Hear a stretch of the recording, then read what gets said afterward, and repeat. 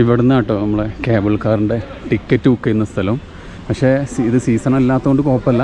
Season ആണെന്നുണ്ടെങ്കിൽ ഓൺലൈനിൽ book ചെയ്തിട്ട് വന്നാൽ മതി, അല്ലെങ്കിൽ ക്യൂ നിന്ന് മുടക്കും. പിന്നെ ചില സമയത്ത് ടിക്കറ്റ് ഇഷ്യൂ ഒന്നുമില്ല.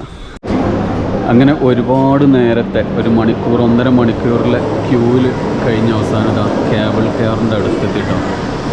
ഇവിടെ ആൾക്കാർ കയറുക, അപ്പുറത്ത് ആൾക്കാർ ഇറങ്ങുക. അവിടെ ആൾക്കാർ ഇറങ്ങി അതിൽ അങ്ങോട്ട് പോയതിന് ശേഷം അത് എംപ്റ്റി ആയിട്ട് ഇതിലെങ്ങനെ വരും. ഇവിടുന്ന് ആൾക്കാർ കയറാം.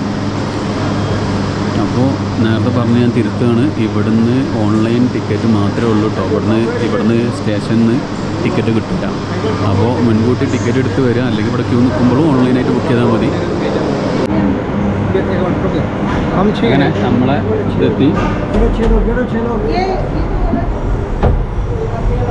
ഗൊണ്ടോല റൈഡ് എന്നാണ് ഗുൽമർഗിലെ ഈ കേബിൾ കാർ റൈഡിങ് അറിയപ്പെടുന്നത്.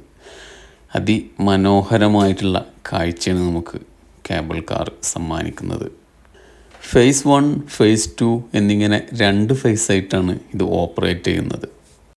ഫേസ് 1 ഗുൽമർഗ് സിറ്റിയിൽ നിന്നും 8600ഓളം അടി ഉയരത്തിലേക്കാണ് പോകുന്നത്.